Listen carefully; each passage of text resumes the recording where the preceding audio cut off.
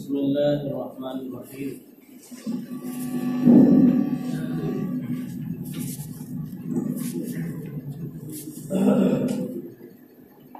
فصل الحديث الضعيف هو الذي فقد فيه الشرائع المعتبرة في الصحة والحسن كلا أو بعضا۔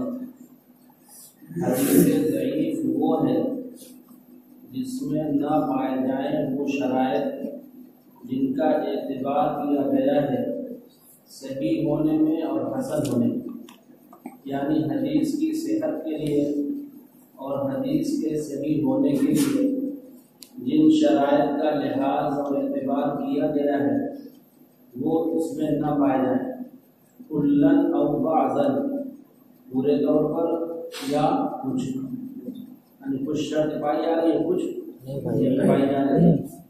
وَيُذَمُّ رَاوِيهِ بِشُذُوذٍ أَوْ نَكَارَةٍ أَوْ عِلَّةٍ، اور اس کا راوی مذموم ہو، ذم یذم کے معنی تو ہوتے ہیں مذمت بیان کرنا، لیکن یہاں مراد ہے کہ اس کا راوی مذموم ہو شاذ ہونے کے ساتھ یا منکر ہونے کے ساتھ یا کسی اور علت کے ساتھ، یعنی راوی بھی متہم ہو اور راوی بھی مجروح ہو۔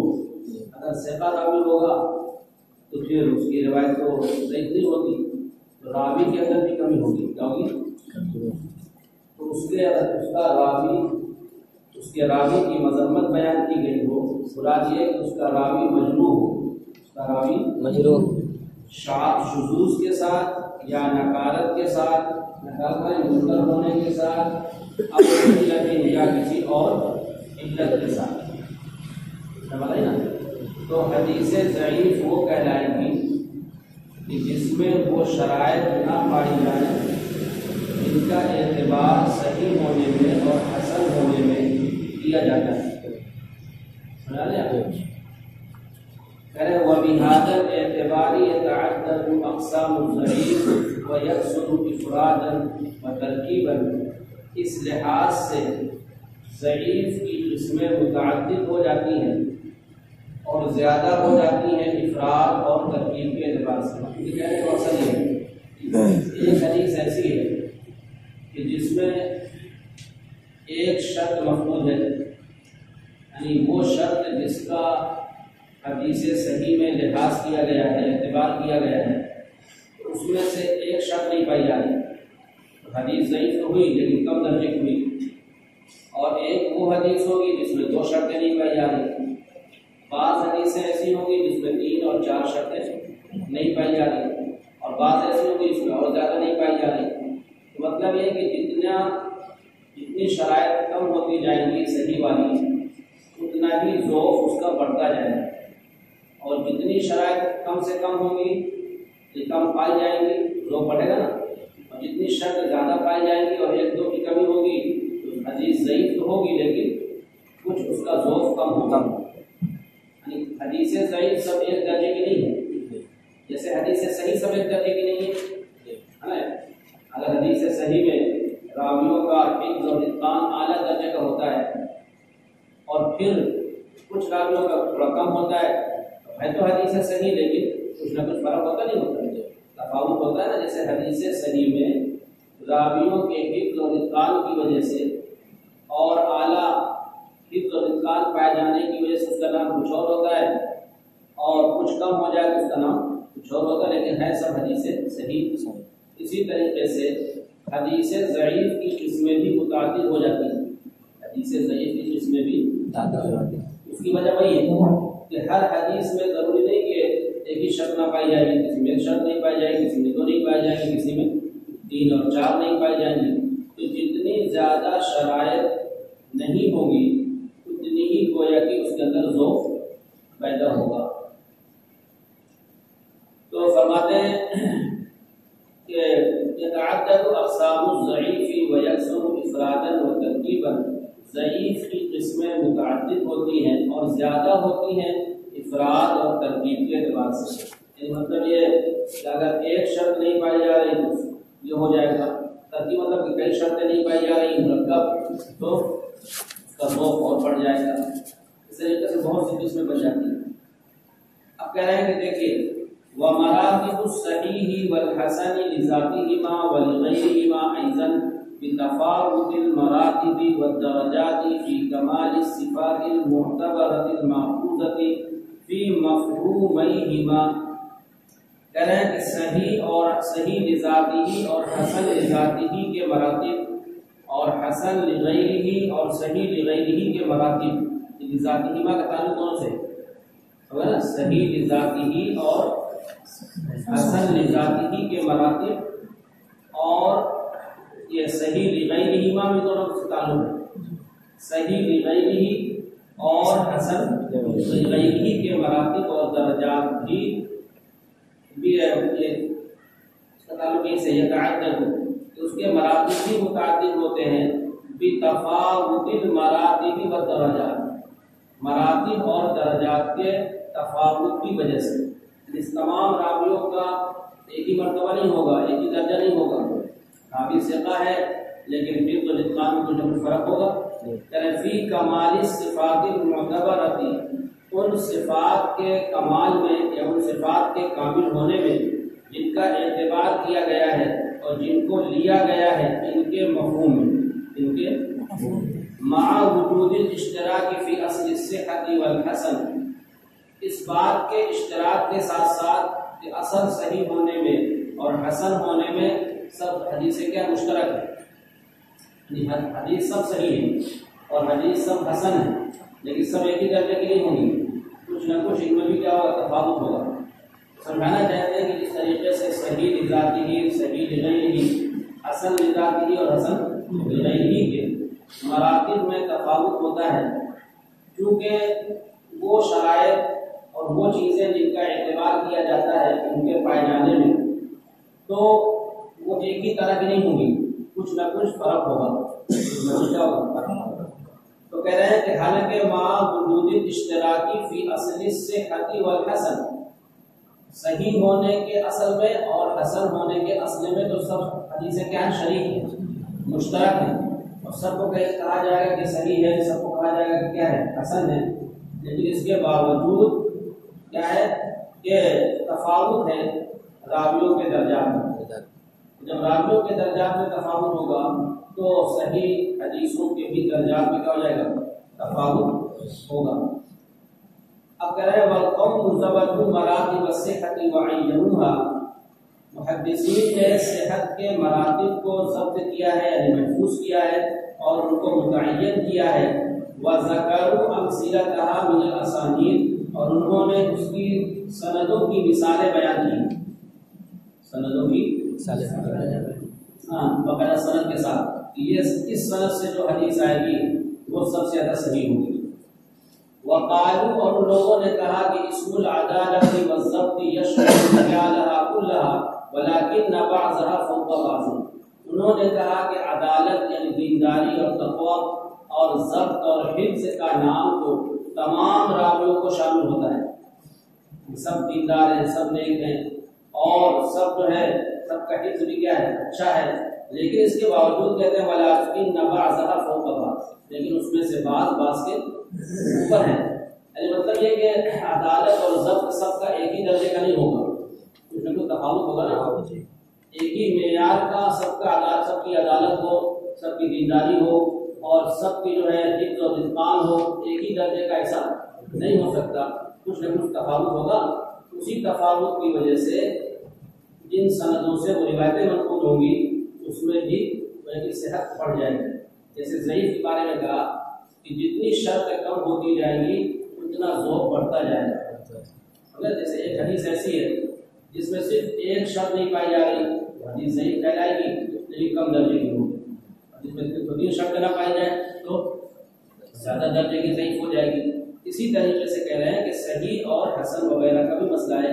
یہ نہ سمجھیے گا کہ تمام روایتیں صحیح سب ایک درجے کی ہیں یا تمام حسن روایتیں سب کیا ہیں، ایک درجے کی ہیں، بلکہ کہنا کہ تمام راویوں کو عدالت بھی شامل ہے، سب دیندار ہیں، تقوی والے ہیں اور سب حفظ اور ضبط والے ہیں، سب کو شامل ہے. لیکن اس کے باوجود یہ جو ہے بعض کے اوپر ہے، بعض کی عدالت اور بعض کی جو ہے یہ ضبط کیا ہوتا ہے، تفاوت ہوتا ہے. اب کہہ رہے ہیں وَأَمَّا إِطْلَاقُ أَصَحِّ الْأَسَانِيدِ عَلَى سَنَدٍ مَخْصُوصٍ عَلَى الْإِطْلَاقِ، بہرحال اصح الاسانید کا استعمال کرنا کسی مخصوص سند پر مطلقاً فَفِيهِ اختلاف، تو اس میں اختلاف ہے، اس میں کیا ہے اختلاف، یعنی کسی سند کو ہم اصح الاسانید یعنی تمام سندوں میں سب سے زیادہ صحیح یہ مطلقاً کہہ سکتے ہیں کہ نہیں کہہ سکتے، یہ سوال ہے نا۔ وَأَمَّا إِطْلَاقُ أَصَحِّ الْأَسَانِيدِ، اس لیے کہ حدیث کا جو درجہ متعین ہوگا اور حدیث کا جو مرتبہ متعین ہوگا وہ سند کی وجہ سے ہوتا ہے، جیسی سند ہوگی جیسے راوی ہوں گے ویسے ہی حدیث کا درجہ کیا ہوتا ہے متعین ہوتا ہے۔ جو حدیث کے درجات بنتے ہیں نا کس وجہ سے بنتے ہیں؟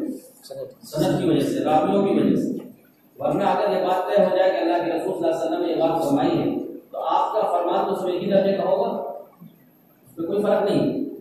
جب آپ نے یہ بات فرمائی ہے تو آپ نے جو بھی بات فرمائی اس میں ایک ہی درجے کی ہوگی، لیکن چونکہ ہم نے براہ راست ان حدیثوں کو نہیں سنا، واسطوں سے ہم تک پہنچی ہیں، تب اب جو واسطوں کا دیکھا جائے گا کہ کن واسطوں سے یہ روایت ہم تک آئی، تو جیسے راوی ہوتے ہیں ان راویوں کی وجہ سے اس حدیث کا درجہ کیا ہوتا ہے متعین ہوتا ہے۔ وہی کہہ رہے ہیں کہ اصح الاسانید کسی مخصوص سند کو ہم کہہ سکتے ہیں یا نہیں کہہ سکتے، تمام سندوں میں سب سے زیادہ صحیح سند، تو الگ اطلاق یعنی مطلقاً ہم کہتے ہیں کہ اصحاب الاسانید یہ سند ہے، تو فرماتے ہیں ففیہ اختلاف، اس میں اختلاف ہے، اس میں کیا ہے اختلاف۔ بعض محدثین نے کہا ہے اصحاب الاسانید زین العابدین عن ابیہ عن جدہ ہے، زین العابدین جو ہے یہ حسین رضی اللہ عنہ کے جو بیٹے تھے علی اکبر، ان کا لقب ہے زین العابدین، تو زین العابدین اپنے والد سے نقل کریں گے یعنی حضرت حسین رضی اللہ عنہ سے، اور وہ نقل کریں گے اپنے دادا سے، تو زین العابدین کے جو دادا ہوں گے وہ حضرت علی ہوں گے، کون ہوں گے؟ حسین رضی اللہ عنہ کے والد، تو زین العابدین کے کون ہوں گے؟ دادا ہوں گے نا۔ تو جو حدیثیں اس سند سے منقول ہیں یعنی زین العابدین عن ابیہ عن جدہ، زین العابدین جن کا علی اکبر کہا جاتا ہے، یہی صرف بچے تھے کربلا کے میدان میں، باقی جتنے تھے سب شہید ہو گئے ہیں، کہ انہی سے نسل چلی ہے، تو ان کا لقب ہے زین العابدین، کیا ہے زین العابدین، تو زین العابدین عن ابیہ عن جدہ، عن ابیہ جدہ، ہاں تو عن ابیہ سے مراد ہے حضرت حسین رضی اللہ عنہ، اور وہ اپنے دادا سے زین العابدین کے دادا ہوں گے حضرت علی رضی اللہ تعالیٰ عنہ۔ تو اب اس سند سے جو روایت منقول ہوگی، جتنی بھی روایتیں ہوں ان کو کہا جائے گا کہ صحیح میں سب سے زیادہ صحیح، کیونکہ اصح الاسانید سے منقول ہے، جتنی سند صحیح ہوگی اتنی حدیث بھی کیا ہو جائے گی صحیح ہو جائے گی۔ اور ایک قول یہ ہے اور کہا گیا ہے مالک عن نافع عن ابن عمر، یہ بھی سند کہ امام مالک نقل کرے حضرت نافع سے اور وہ نقل کرتے ہیں عبداللہ بن عمر سے، تو بعض لوگوں نے اس کو کہہ دیا اصحاب الاسانید، کہ اس سند سے جو روایتیں منقول ہوں گی وہ سب سے زیادہ کیا ہوں گی صحیح ہوں گی۔ وقیل، اور کہا گیا ہے الزہری عن سالم عن ابن عمر، کہ امام زہری نقل کرے حضرت سالم سے جو عبداللہ بن عمر کے بیٹے ہیں، اور وہ نقل کرے عبداللہ بن عمر سے، تو گویا کہ یہ سب سے زیادہ کیا ہوگی سند صحیح ہوگی۔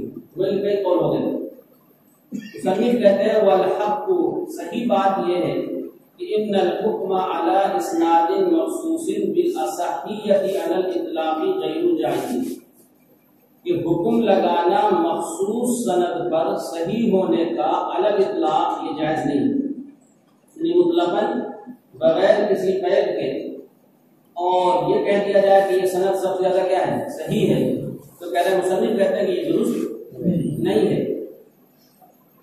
کیوں کہہ رہے ہیں کہ اللہ ان فی الصحۃ مراتب علیٰ، اس لیے کہ صحت میں بہت سے مراتب علیٰ ہیں، بلند مراتب ہیں، تو کہہ رہے ہیں کہ الگ اطلاق کسی سند کو یہ نہیں کہا جا سکتا کہ اصحاب الاسانید ہے، اصحاب الاسانید، کچھ قید لگا دیجیے، کہہ رہے وعدۃ من الاسانید يدخل فيها، بہت سی متعدد سندیں اس میں داخل ہو جائیں گی۔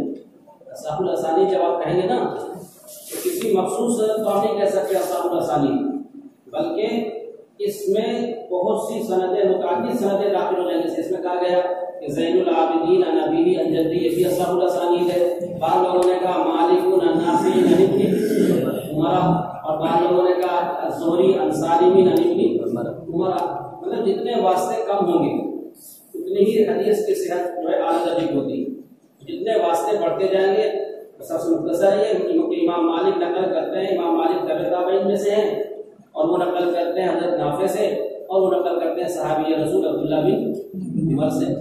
جیسے یہ بھی ہے زین العابدین عن ابیہ عن جدہ، یہی واسطے تو ہیں.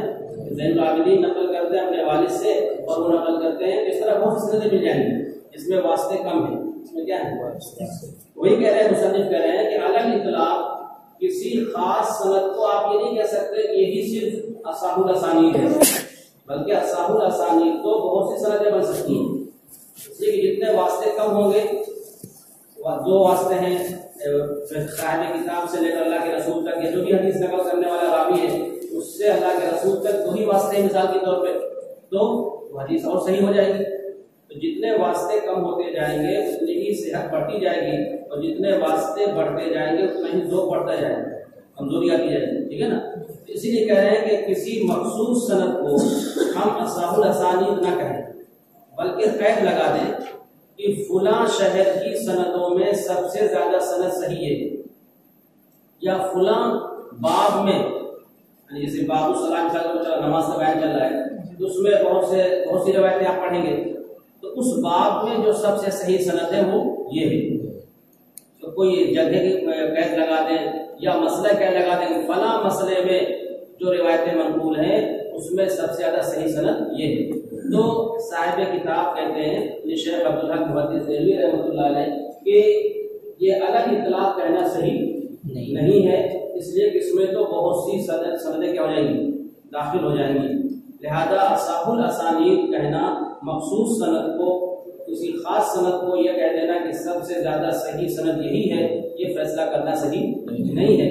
ہاں اس کو کسی چیز کے ساتھ مقید کر دیں تو بہتر ہوگا. تو یہ کہہ رہے ہیں کہ والحق، صحیح بات یہ ہے کہ ان الحکم علی اسناد مخصوص بالاصحیۃ علی الاطلاق غیر جائز، کہ حکم لگانا مخصوص سند پر، حکم لگانا بالاصحیۃ صحیح ہونے کا، علی الاطلاق مطلقاً، غیر جائز یہ جائز نہیں ہے. الا ان فی الصحۃ مراتب کلیہ، مگر یہ کہ صحت میں مراتب کلیہ ہیں. وعدۃ من الاسانید يدخل فيها، اور بہت سی متعدد سندیں اس میں داخل ہو سکتی ہیں. ولو قید بقید، اگر کسی قید کے ساتھ مقید کر دیا جائے، اگر کسی قید کے ساتھ بأن یقال، اس طور پر کہ کہا جائے اصح اسانید البلد الفلانی، کہ فلاں شہر کی سندوں میں سب سے زیادہ صحیح سند یہ ہے. اسے کہا جائے مثال کے طور پہ کہ کوفہ یا بصرہ کے بھی راوی ہوتے ہیں، کہ بصرہ کے راویوں میں سب سے زیادہ صحیح سند یہ والی ہے، یا کوفہ کے جو راوی ہیں ان کے راویوں میں سب سے زیادہ صحیح سند یہ ہے. او فی الباب الفلانی، یا یہ کہا جائے کہ فلاں باب میں جتنی سندیں منقول ہیں اور جتنی روایتیں آئی ہیں ان میں سب سے زیادہ صحیح سند یہ ہے.